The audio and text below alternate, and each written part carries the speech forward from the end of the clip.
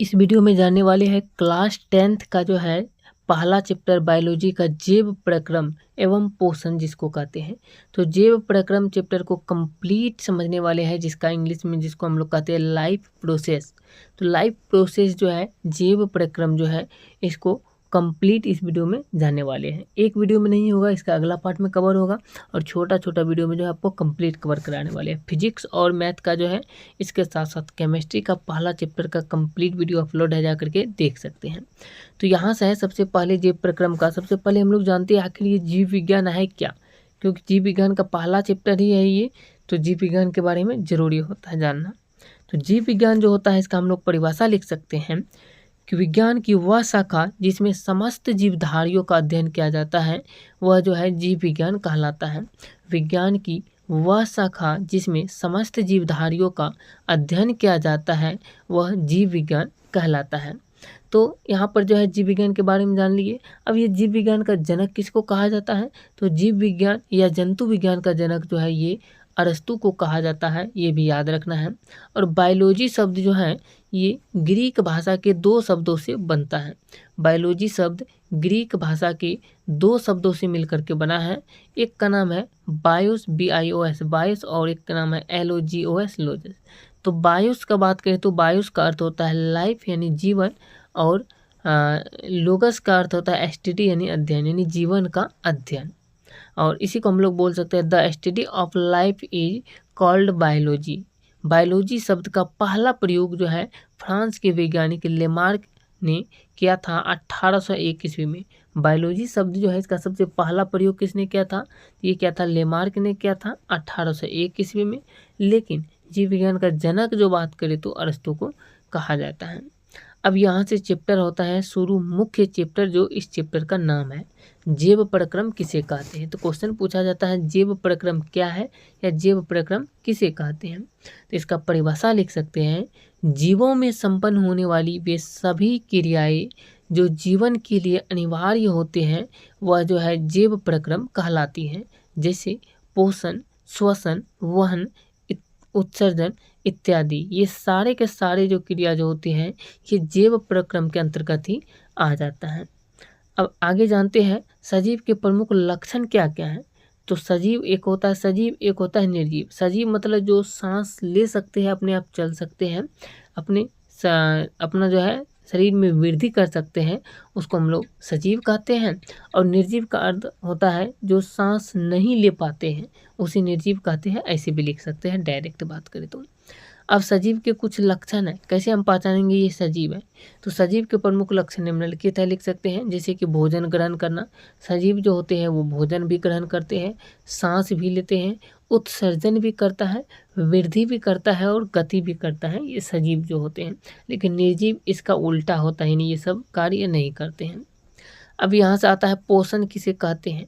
तो पोषण की बात करें तो पोषण का परिभाषा हम लोग लिख सकते हैं, वह विधि जिसके अंतर्गत जीव पोषक तत्वों को ग्रहण करके उसका उपयोग करते हैं उसे ही पोषण कहते हैं। तो पोषण का परिभाषा क्या हुआ कि वह विधि जिसके अंतर्गत जीव पोषक तत्वों को ग्रहण करके उसका उपयोग करते हैं उसे पोषण कहते हैं। और पोषक तत्व, पोषण तो समझ गए, अब आता है पोषक तत्व क्या है। तो पोषक तत्व जो है हम लोग उसको कहेंगे वैसे तत्व जो जिससे जीवों को ऊर्जा मिलती है, वैसे तत्व जिससे जीवों को ऊर्जा मिलती है और शरीर की ज़रूरतें पूरा होती हैं उसे जो है पोषक तत्व कहते हैं।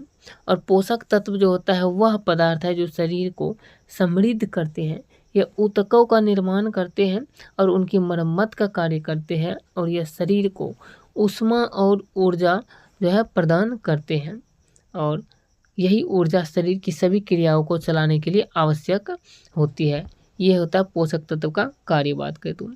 अब पोषण के प्रकार की बात करें तो पोषण जो होता है ये दो प्रकार के होते हैं। पोषण दो प्रकार के होते हैं, एक होता है स्वपोषण और एक होता है परपोषण। स्वपोषण मतलब अपना पोषण की विधि जो है स्वयं होता है, और परपोषण मतलब उसका पोषण की विधि जो है दूसरा होता है। आगे देख सकते हैं। अब पहला नंबर में जो स्वपोषण था मैं इसको जान लेते हैं, स्वपोषण क्या है। स्वपोषण के बात करें तो इसका परिभाषा लिख सकते हैं, पोषण की वह विधि जिसमें जीव भोजन के लिए किसी दूसरे जीव पर निर्भर नहीं रहता हो बल्कि अपना भोजन स्वयं संश्लेषित करता हो उसे ही स्वपोषण कहते हैं। जैसे हरे पेड़ पौधे, सभी हरे पेड़ पौधे जो है ये स्वपोषण कहलाते हैं। शैवाल जो है ये स्वपोषण कहलाते हैं।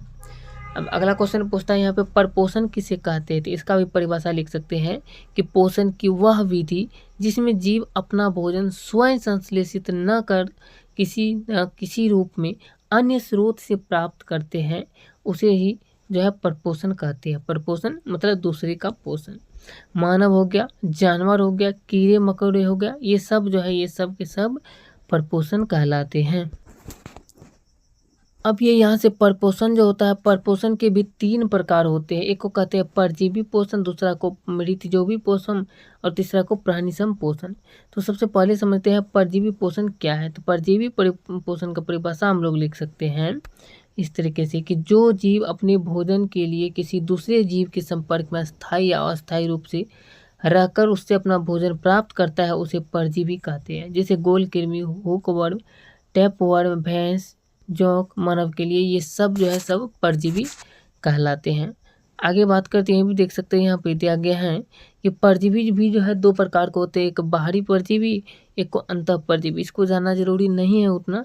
अब यहाँ समझते हैं दूसरा भाग मृतोपजीवी क्या है। तो मृतोपजीवी की बात करें तो इसका परिभाषा लिख सकते हैं कि पोषण का वह रूप जिसमें जीव अपना पोषण सड़े गले एवं मरे हुए जीव जंतुओं से प्राप्त करते हैं, वो जो है मृतोपजीवी कहलाता है, मृतजीवी पोषण कहलाता है। और जैसे मशरूम, कुकुरमुत्ता, कवक, जीवाणु, विषाणु, प्रोटोजोआ इत्यादि मृतोपजीवी का अवघटक भी कहते हैं इसे जो है। आगे देख सकते हैं, आगे भी है यहाँ पे और भी कहा जा रहा है, यहाँ पे देख सकते हैं और क्वेश्चन है देख सकते हैं। अगला क्वेश्चन की बात करते हैं, अगला प्रकार जो है, अगला प्रकार है पोषण का, ये है प्राणी संपोषी। इसका परिभाषा लिख सकते हैं कि वैसा पोषण जिसमें जीव अपना भोजन ठोस या तरल पदार्थ के रूप में प्राप्त करता है जिसे प्राणी संपोषण यानी जो है प्राणी संपोषण या प्राणी संपोषी कहा जाता है। जैसे जो है अमीबा, मानव, मेढक इत्यादि ये सारे के सारे जो है प्राणी संपोषी कहलाते हैं। अब यहाँ से देखें तो प्राणी संपोषी जो है ये समझ गए। अब पौधों में पोषण को समझते हैं, तो इससे अगला वीडियो में जो हम लोग पौधों में पोषण किस प्रकार से होता है इसके बारे में डिटेल से जानने वाले हैं। तो ये वीडियो कैसा लगा आप लोग कमेंट करके बताइएगा। मिलते हैं नेक्स्ट वीडियो में। जय हिंद।